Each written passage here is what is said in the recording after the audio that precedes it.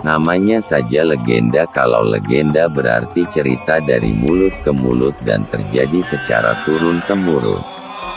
Dalam metodologi penyusunan sejarah sangat jelas ditolak karena termasuk fakta sumber sekunder.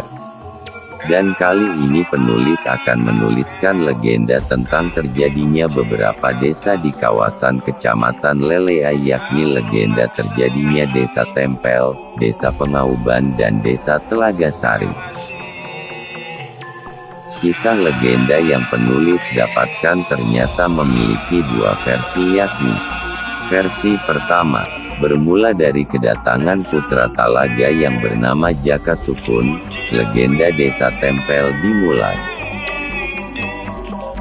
Konon Jaka Sukun sangat sakti mandraguna dan penentang kolonialis VOC. Jaka Sukun menjadi buronan tentara VOC. Ketika Jaka Sukun menghindar ke arah utara dan terpojok, beliau mengeluarkan senjata sakti yang bernama Cemeti Rukmin, namun karena persenjataan yang dipunyai VOC lebih canggih dalam artian tidak bisa melawan bedil atau peluru, Jaka Sukun tidak bisa melawannya. Tempat ini kelak menjadi blok Cemeti di Desa Cempe sekarang. Jaka Sukun masih berlari ke arah utara dan timur hingga berhentilah di sebuah kebun cabai, namun petani yang merasa takut terhadap tentara VOC melarang Jaka Sukun beristirahat di kebunnya. Kelak tempat ini bernama Blok Ceplik, Desa Larangan.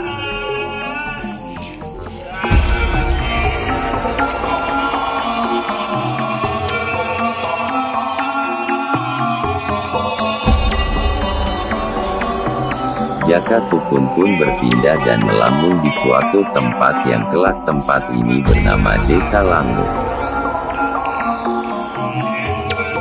Jaka Sukun terus berlari ke arah selatan dan berhentilah di bawah rindangnya pohon baujan dan kelak menjadi Desa Pengauban. Jaka Sukun memiliki senjata tombak sakti. Dalam pelariannya ke selatan tidak terasa tombak saktinya terjatuh pada sebuah sendam dan kelak menjadi cikal bakal Desa Telaga Sari. Jaka Sukun terus berlari dari selatan ke arah barat dan mengeluarkan ajian Panghalimunan, maka keluarlah kabut sehingga VOC merasa kehilangan jejak. Tentara VOC dan pendekar pribuninya termangu-mangu. Kelak tempat ini disebut Blok Telangu.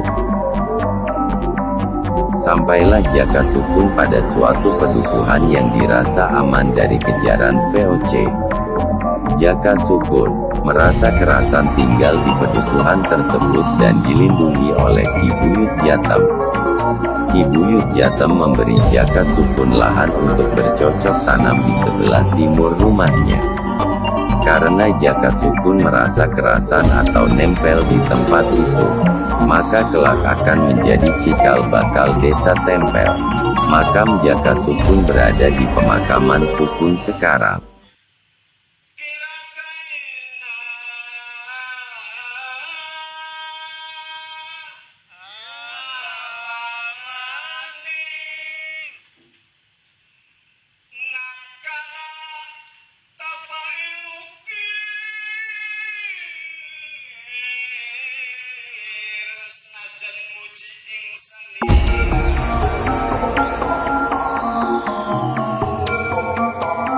Sementara versi yang kedua sebagai berikut. Ada tokoh yang kono, sangat sakti mandraguna dan belum beragama Islam. Karena kedikjayaannya beliau sangat disegani oleh lawan yang ingin mengislamkannya. Dia seorang pendekar sakti, Ki Cakrabuana, yang pernah mencoba bertarung sengit melawan pendekar ini. Dalam perkelahiannya sang pendekar mengeluarkan senjata sakti, yakni berupa cemeti atau selempang, tapi tidak mampu mengalahkan Ki Cakrabuana. Tempat ini kelak bernama Blok Cemeti, nama blok di wilayah Desa Cempe.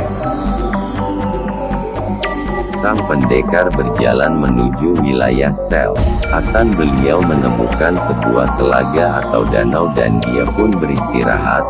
Kelak tempat itu bernama Desa Telaga Sari. Dari tempat yang tidak jauh dari telaga tadi karena kepanasan akhirnya berteduh atau ngaum, yang kelak menjadi Desa Pengauban.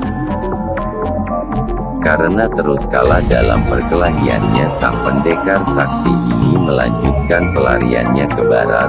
Beliau pun menemukan tempat yang ia merasa betah. Dia pun akhirnya tinggal di sana dan bercocok tanam. Karena ingin terus tinggal di pedukuhan tersebut, maka lambat laun pedukuhan itu bernama Desa Tempel. Jangan lupa ikuti episode berikutnya yakni Legenda Desa Amis.